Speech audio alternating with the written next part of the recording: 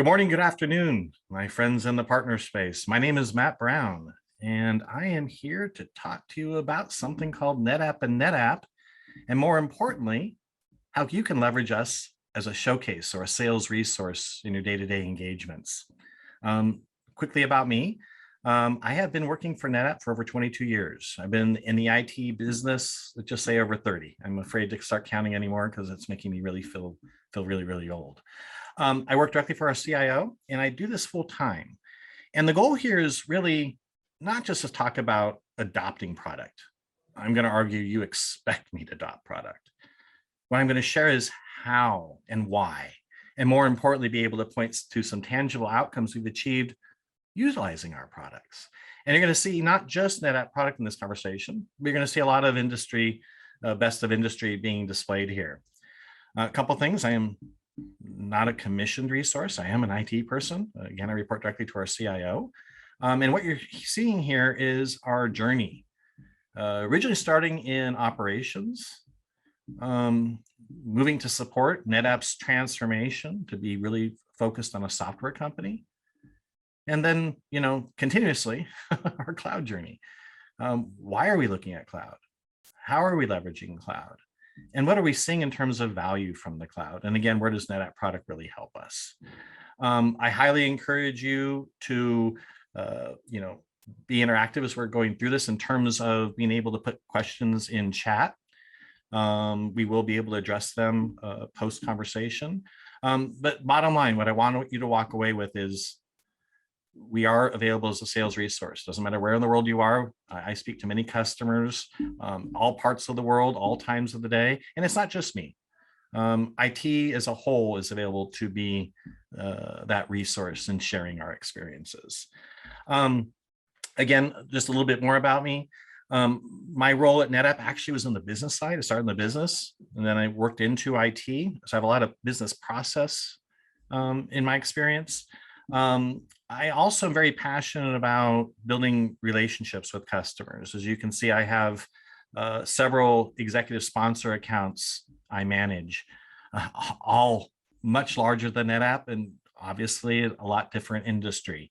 And I think that's important as we're talking here.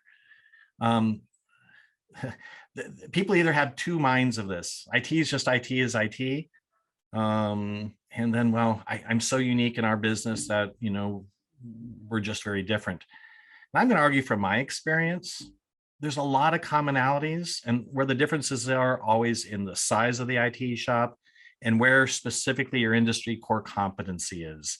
And there's still commonalities. Those things that differentiate you, there is a greater need to invest, greater need for higher quality, greater need for not only enabling a position in the marketplace, but enabling a better customer experience.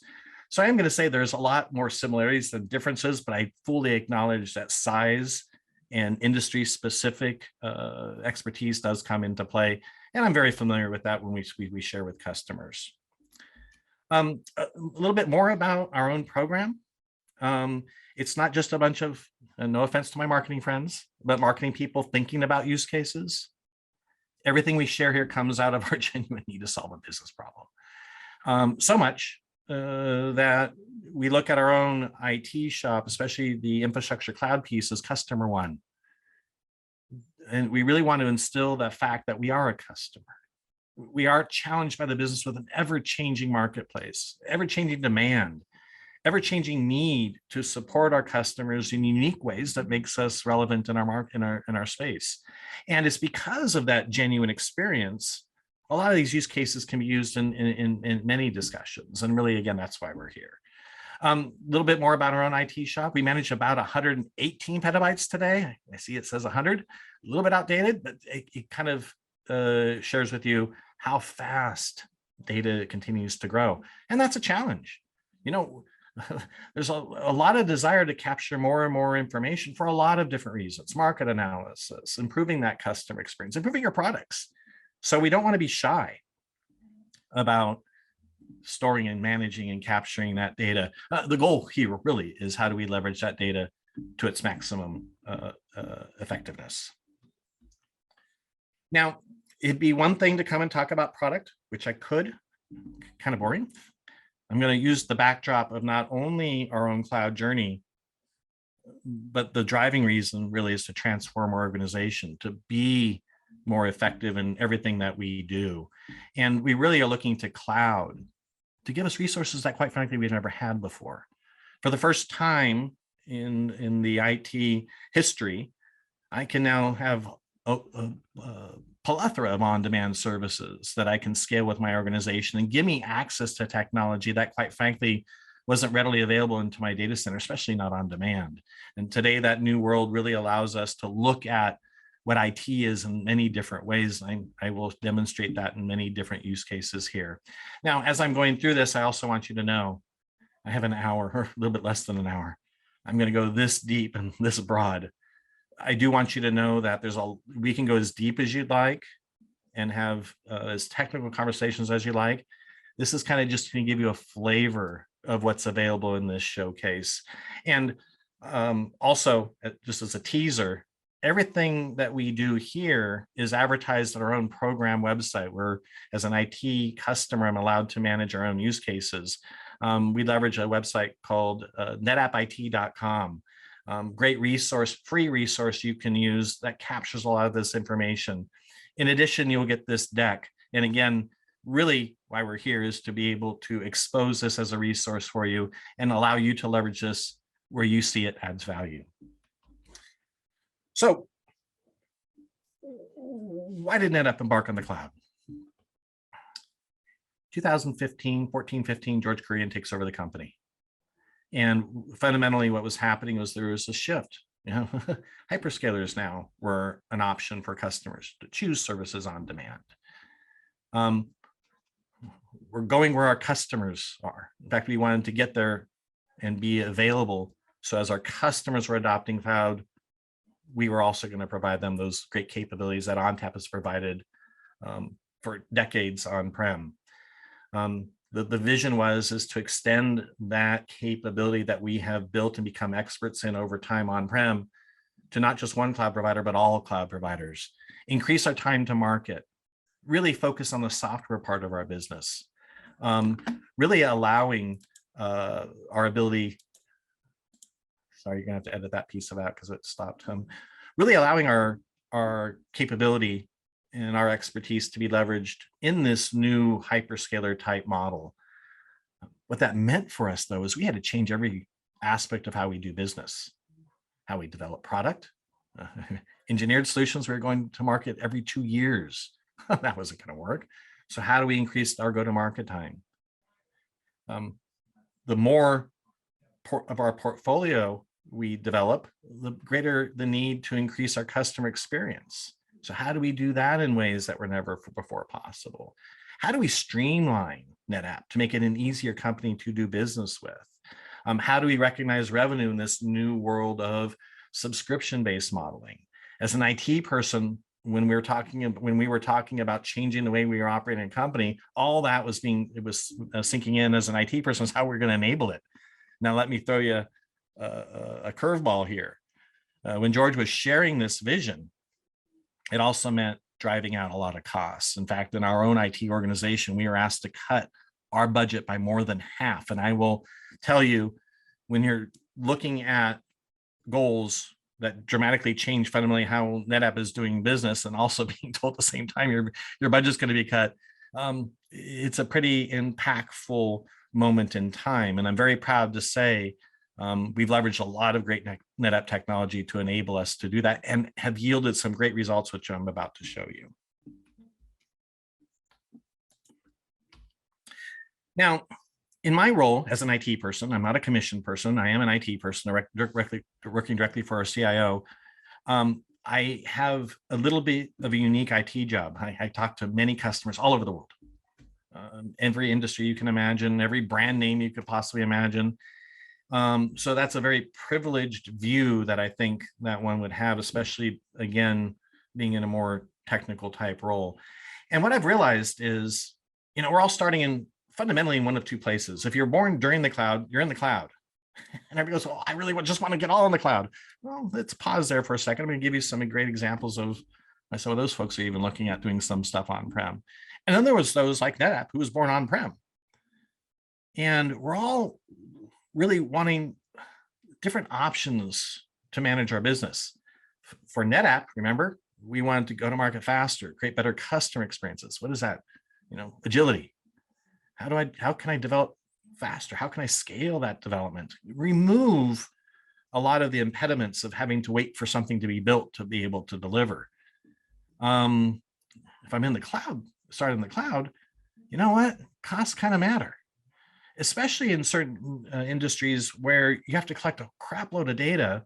Having some type of a middle place to store that data before you upload to the cloud can become a great option. We have a customer here in the Bay Area that does autonomous cars. The cars collect a lot of data. You're not going to upload that data directly into the cloud. While they were born in the cloud, they actually have some on-prem needs. And I think that falls in many, many different categories and many, many different industries.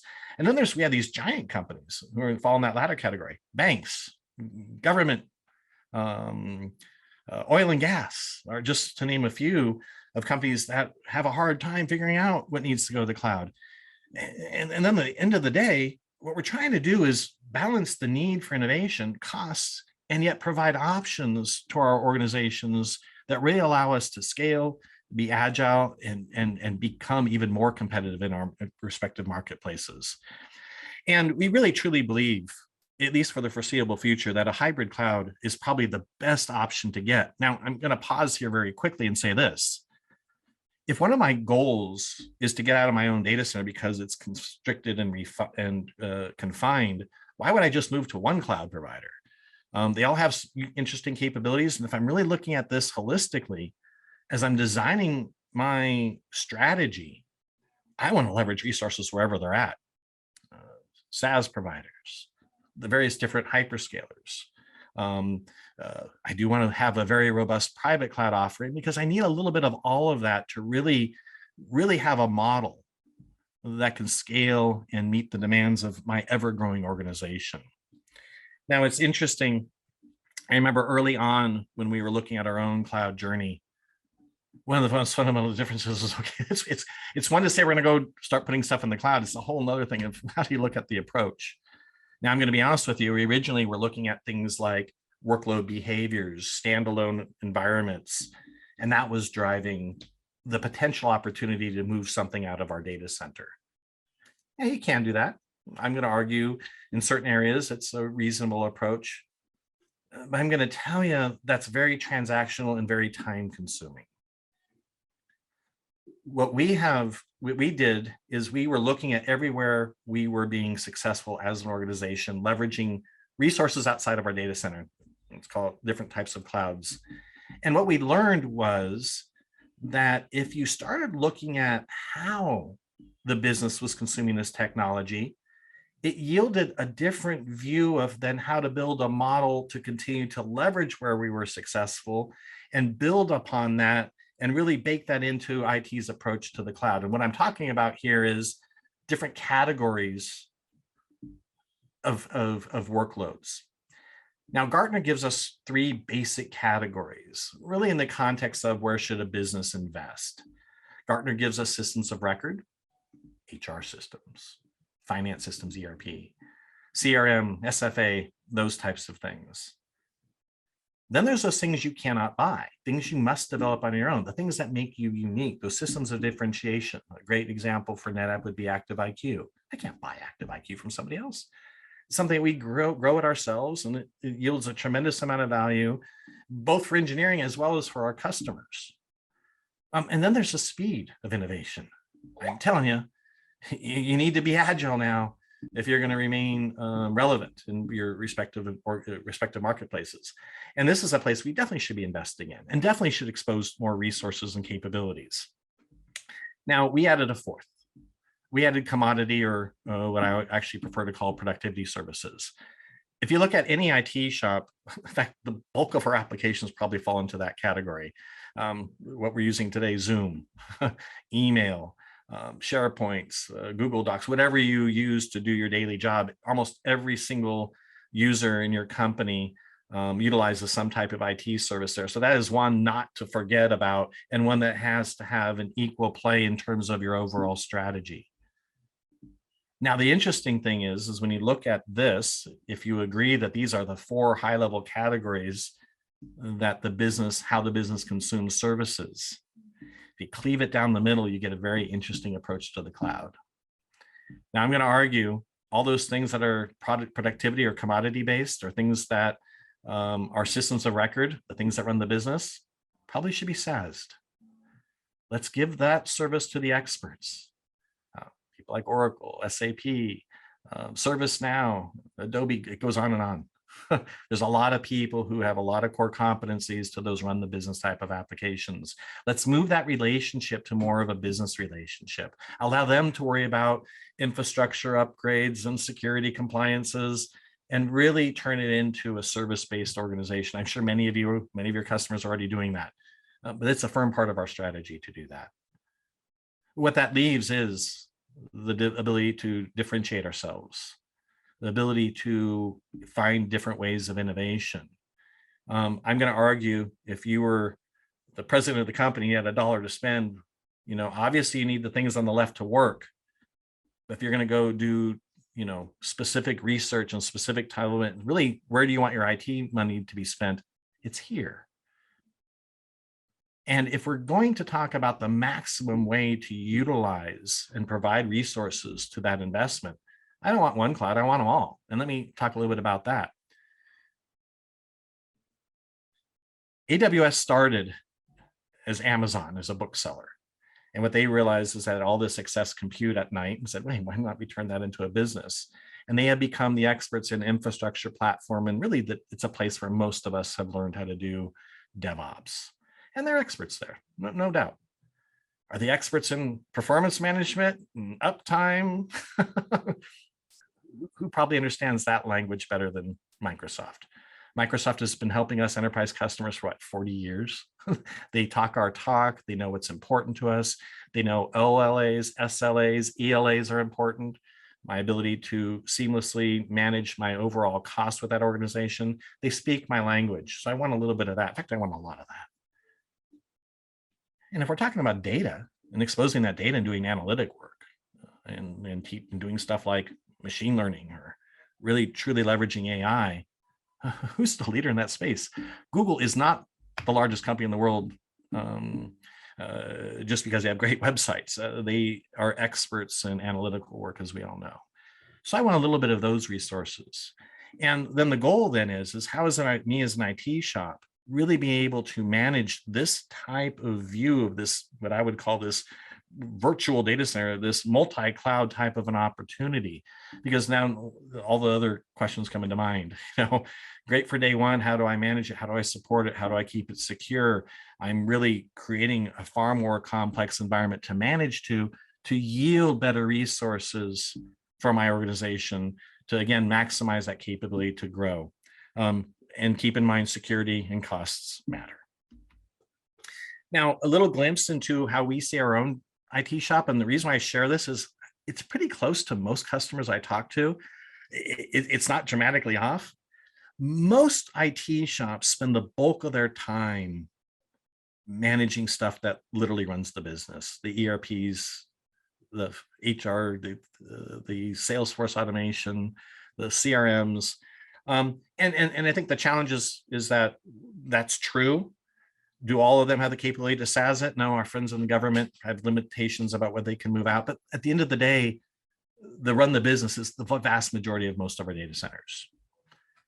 And again, what that leaves are the things that we really need to worry about. So in our world, because we don't have the restrictions, we will be moving most of that to SaaS, the SaaS possible solutions to SaaS capabilities. In fact, as I'm talking to you, we're looking to do that with some of our most major systems, our ERP systems, our business intelligence systems, our Salesforce, et cetera. It's a big part of our own strategy to allow the focus where it needs to go and really to be that key in that transformation conversation. But what it again really allows us to focus on is on how are we going to enable that engineering teams, the development teams, the time to capability, and do that at a cost that makes sense. And this is literally the way we're looking at our midterm goals in terms of what we see the end results being. And now we get into the NetApp conversation. So hopefully you're kind of following me. We talk about, what's the drivers. Understanding the customer drivers is really important. I kind of boiled it down. Our IT shop had to do something different.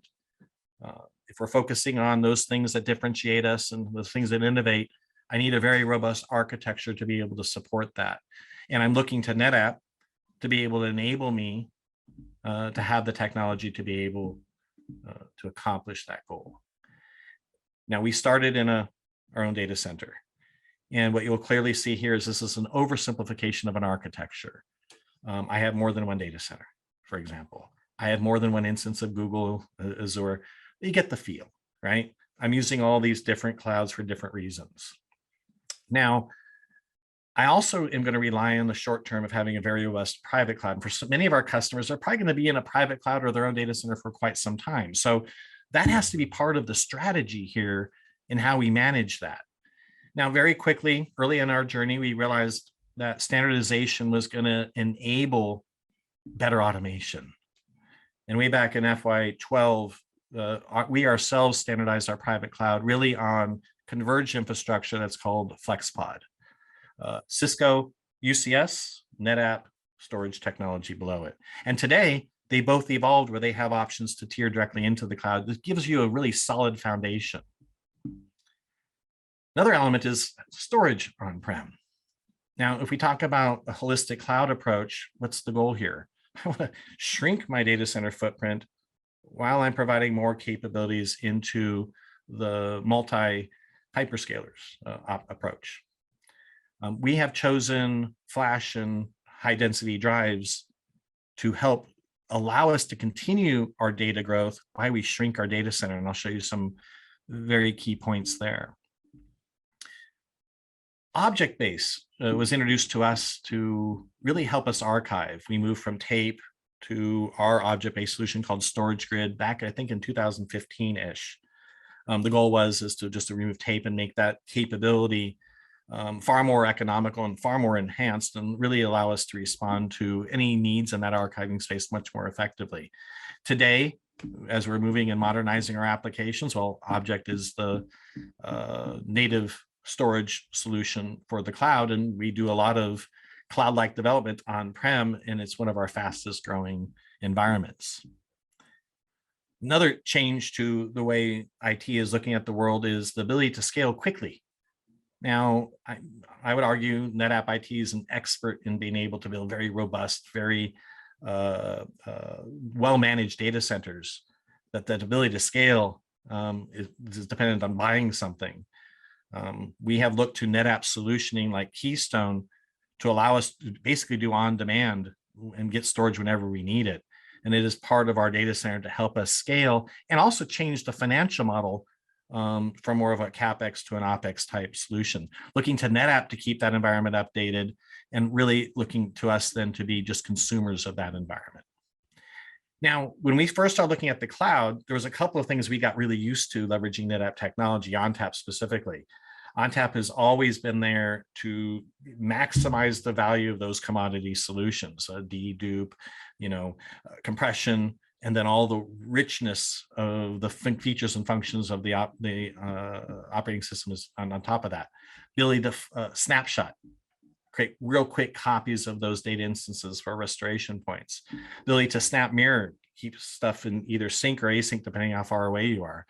And FlexClone, be able to copy an entire database in minutes and taking virtually no data space at all and making very usable copies. I got very used to that on-prem. I want that ability off-prem too.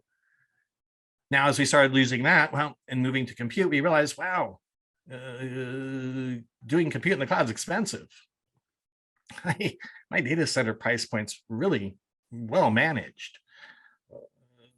We became financially concerned about how are we going to make the compute part of that, the processing part of that actually work.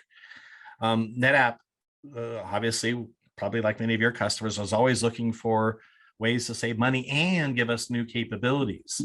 NetApp started to leverage something called Spot, which is Amazon, Azure, all the hyperscalers build their environments. They have to build to peak, but they're not always running at peak. And when they're not running at peak, they wholesale out those excess resources at a cost reduction. The challenge is they can go away at any moment. Wouldn't it be great to have some intelligence around that to leverage that lower cost resource and be able to leverage it more predictability? NetApp started using a company called Spot to do that very thing, and NetApp now has acquired that company. And what it has done is really allowed us to make cloud more cost possible. Really enable us to leverage the cloud at a far more aggressive way in keeping that price point down. And let me just very briefly talk about Spot. Spot's one of the best tools in my terms of IT that I've seen in the cloud. First thing is it gives me a dramatic reduction in cost. The second thing is when I get it from NetApp, if I don't save money, it costs me nothing. NetApp only takes a small part of the savings as a payment, which makes it virtually risk-free. Now, yeah, there's still a little bit of challenges in terms of how do you leverage it optimally. We're doing it. It could be a great example of how we do that well. Now, one of the greatest fears most of us in the IT faces, now, the more I get out of the data center, the more control I lose. Let me refine that. The more visibility I lose. What if I can maintain the same visibility I've always had on-prem and extend that to the cloud? On-prem, we were very solid on-command insight users. And let me just talk a little bit about what on-command insight is. On-command insight was an acquisition, formerly called SandScreen. SandScreen was a SAN performance optimizer for storage systems, and they didn't care who the vendor was. In fact, that whole goal was to give you more visibility into performance, because if any of you have worked in SAN, performance challenges, you have the network and the story, everybody points fingers at each other. I just want to know what the problem is, and I want to go fix it. That was the genesis of what then becomes on-command insight. On-command insight maintained the same level of vendor agnostic capability, but also brought you a lot more tools around performance and capacity management going across different protocols. We've now taken that tool and broadened it even more to look at a lot of different aspects of the cloud. Still bringing that same level of storage expertise that we had on-prem, and now extending it vendor agnostic, and now even expanding it more into different cloud capabilities, giving me that same level of visibility. And I don't want to do a spoil alert, but what we're doing with all that information is plugging it directly into our ServiceNow CMDB to making it one of the most robust CMDBs possible. And we'll talk about that in a moment. So now we've handled the visibility piece. So the manageability piece, I use the same tools to manage my storage on and off-prem. Found a great tool to save me costs in the processing space. I have a great tool now to give me visibility. What about costs? Yeah, I'm leveraging Spot to help save me money. It's a great solution to help save me money. It gives me a lot of reporting, a lot of capability to move those resources around. But I need a little bit different view if I'm going to create a model. NetApp has also purchased a company called Cloud Checker, and it does that very thing. If the goal of FinOps, we'll talk about FinOps in a second here, is to bring visibility to allow you to manage your costs more effectively, that's exactly what Cloud Checker does. You can see these resources, see how they're used, make recommendations of other potential resource offerings to help you manage your model and help make your cost even more predictable.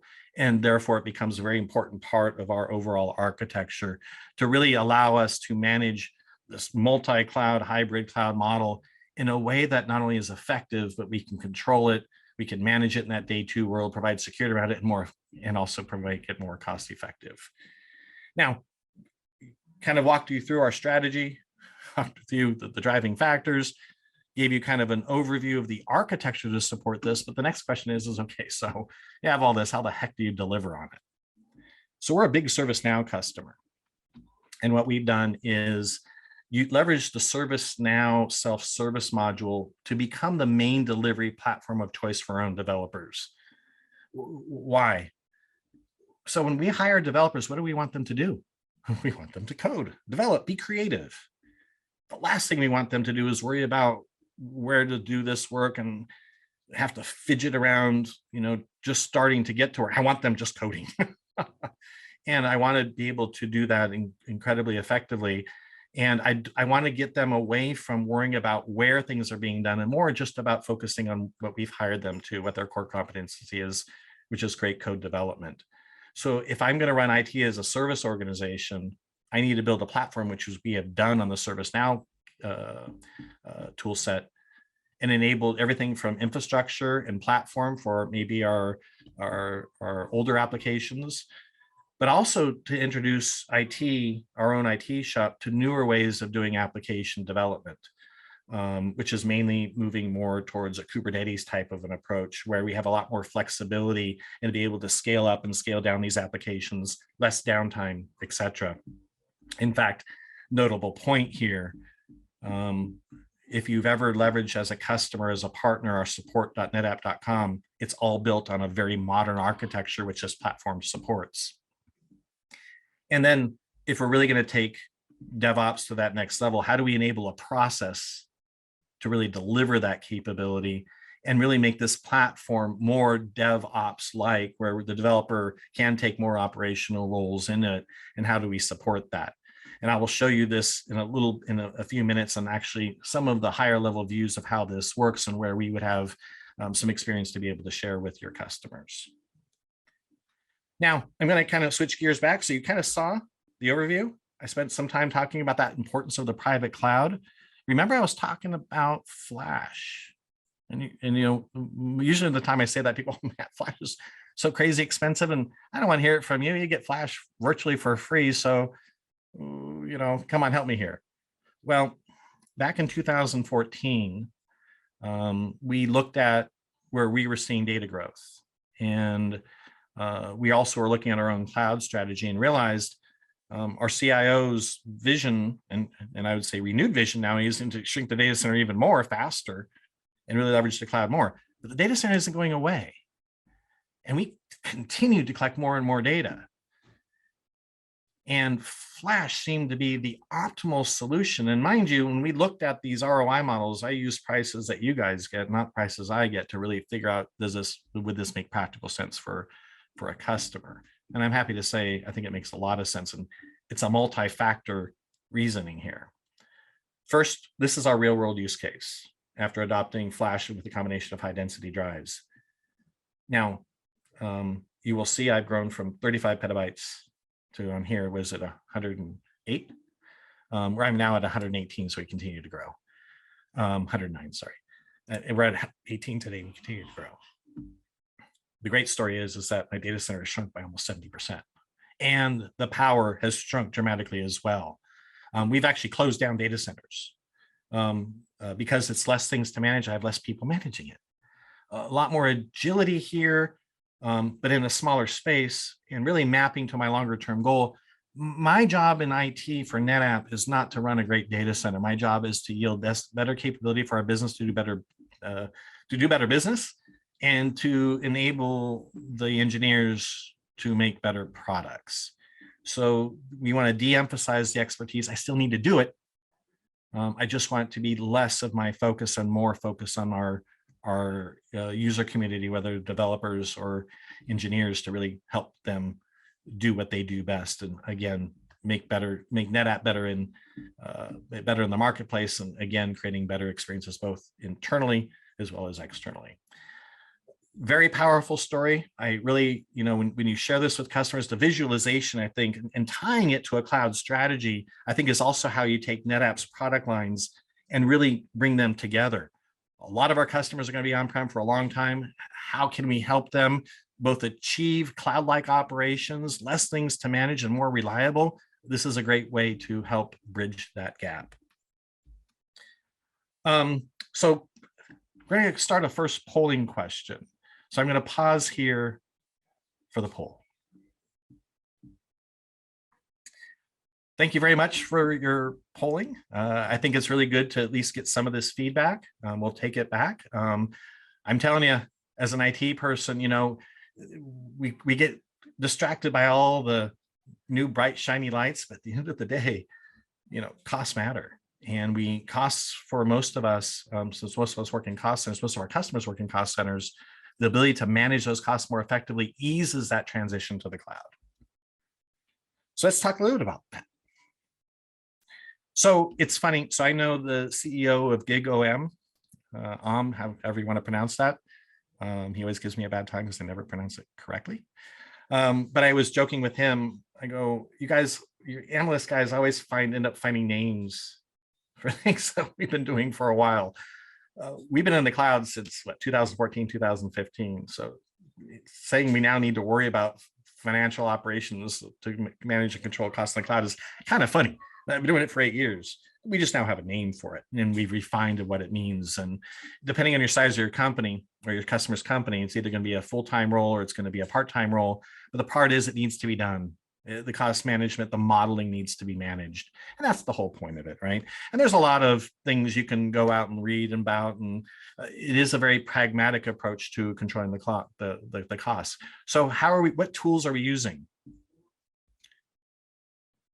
As I had mentioned, we're a Cloud Insight customer. So performance, capacity still remains primarily in the Cloud Insight space. But how are these resources being used? And what are my options to maximize that cost and that efficiency? This is where Cloud Checker has a whole different perspective into that use case. It gives me visibility to not only what I'm using, how I'm using it, and is there any other alternatives I should be considering in my model. Invaluable, helps us save tens of thousands of dollars on a regular basis. On a greater IT basis, as we continue to expand, it's a key part of our environment to really be able to manage the costs as effective as possible.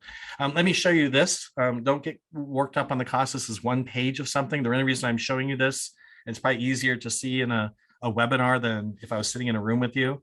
As a manager, when you see stuff like this, you immediately have a knee-jerk reaction is, why do we have things sitting idle or unattached or unused? Well, that's the whole point of this software, is it gives you visibility and gives you recommendations to possible refinements in your tool set.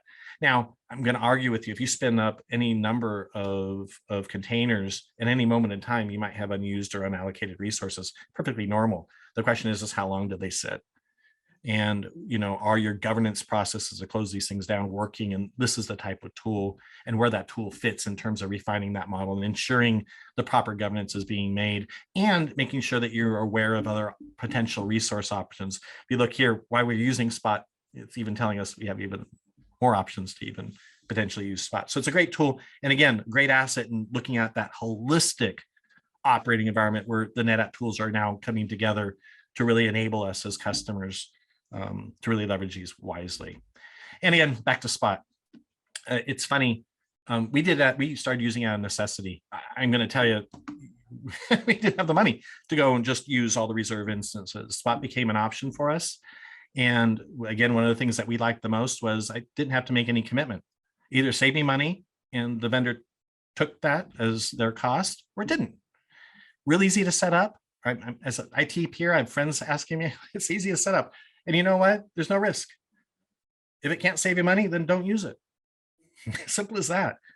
On average, we still see about a 68% cost savings. And it's a core part of right now how we're leveraging the cloud and giving us opportunities to even look at more of our, what we'll call sub-prod environments, our development workloads, to even encourage them to even move more to the cloud, to give me more capabilities.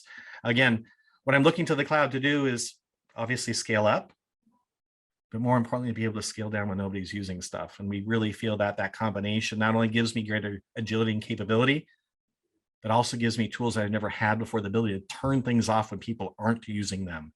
And we feel between the combination, I'm going to be able to do literally more and actually potentially spend less. And that is at a very high level our use case with Spot. Second poll. So how confident do you guys feel about the NetApp cost management portfolio? We'd really like to get some feedback here, and love to go deeper on, if you aren't aware, be able for our teams to come and share a little bit more about it, because you can see it's a big part of our cloud journey. And I would argue something that if you haven't thought about it, highly encourage you to think about it early on or wherever you're at, because it will help you move forward. So we'll pause here and let you take a poll. Thank you very much for the input. I think it's great. Again, we'll take note and be able to come back with and figure out how we can help you. So now let's talk about another topic that's near and dear to most IT people's hearts. Ransomware. it's one of those things that for a long time, I think it's still, if I was talking to our CISO more regularly, probably still very pervasive in most of the CIOs and CISO minds.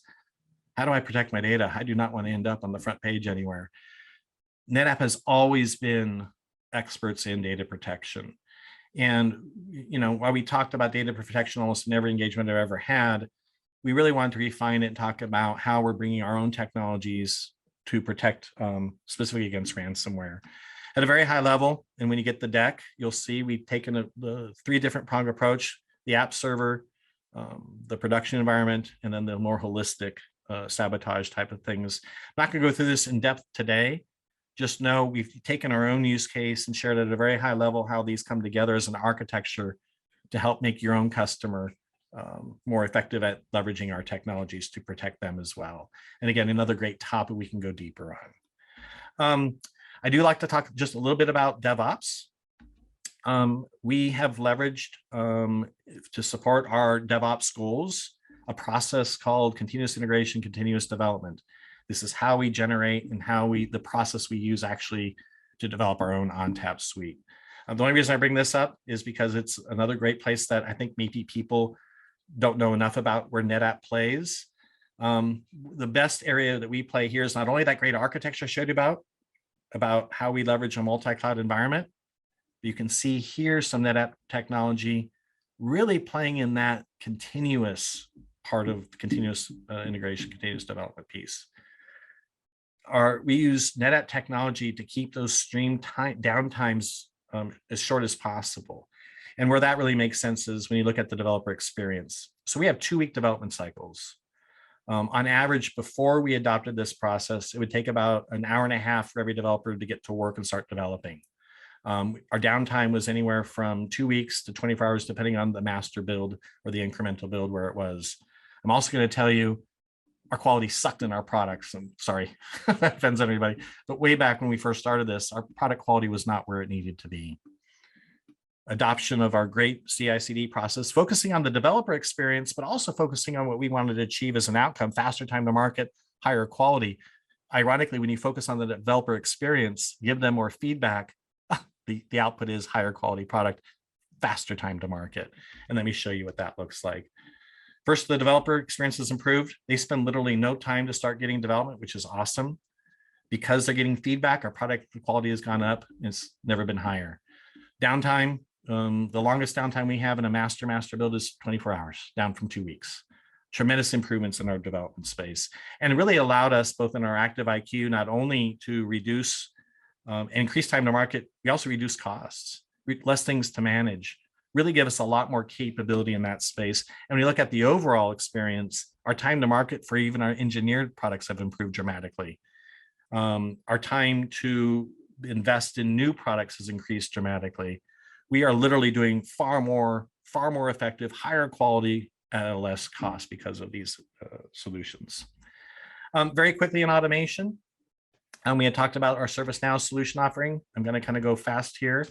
One of the main points I want to make, built on ServiceNow, looks like your usual cloud engagement piece.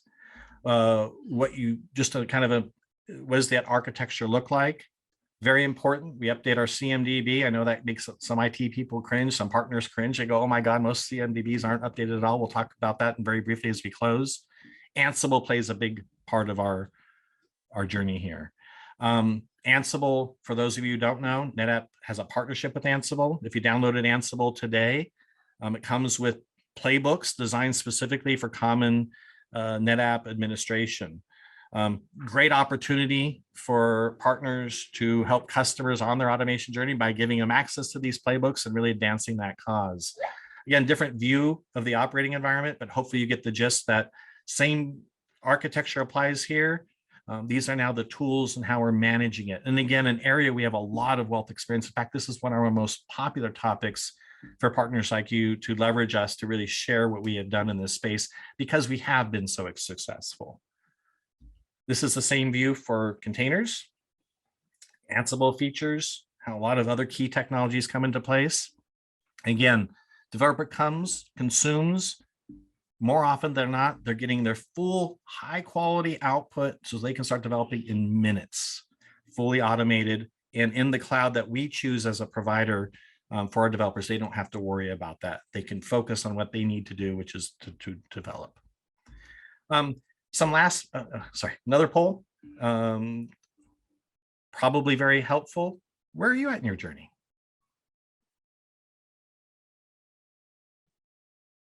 Thank you for the input there. Again, I really appreciate the time it takes for you guys just to answer these. It really helps us collectively understand where your interests are. Just going to finish off here, talk a little bit about that CMDB. Remember, different view now. Cloud Insights is how we look and manage our environments. Very critical, not only to ease customers' concerns about how do I manage, but we have a great working use case on how we're actually using pragmatically. And more importantly, we've connected it to ServiceNow. It is updating our CMDB once a night to give us a much more robust view of those assets we have to manage. And what has that resulted in? Operations. Now, you're going to look at this and you go, well, everybody looks at the graph right now. They're like, what does it tell me? Why does it stop at 2017? What are these 4 key points we're looking at? Very briefly, this is our operational journey. I stop it at 2017 because I wanted to focus on the impact. The main point here is we were a very reactionary IT shop before, spent way too much time in operations. More visibility gave us more effective ways of managing change, drove down outages. In this case, outages, there was a lot of slowness. Complex environments, things don't go down, they just get slow. And that's the worst thing to solve because it takes a lot of smart people to do it. Better visibility, better change, less slowness. More ability to make change. We moved from a 2-week cadence of change review board to it happens every day. Starts at 8 a.m. Pacific time, finishes at 8:15 a.m. Pacific time. 15 minutes, 85% of all the changes get scheduled. Very effective at assessing that, and you can see very effective at executing that.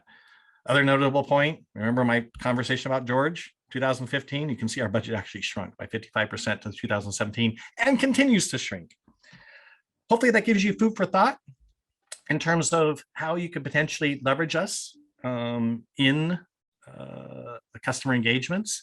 A couple of key points here. We document everything we do at netappit.com. Everything you see here has a use case there. Also encourage you to look at our YouTube video. We started a new series called NetApp Know-How. Great place to go and see very quick tips on how to leverage our products. And obviously go check out our different cloud resources. And if you want to engage with us, you can reach us at netappit.com, or I'm real easy to reach. I'm Matt at NetApp.com. Been here that long, so I just have Matt. So really simple to remember. And always feel free to link in. Been a pleasure sharing this with you. Hopefully at some point in time I can see you in person. But thank you very much for your time today.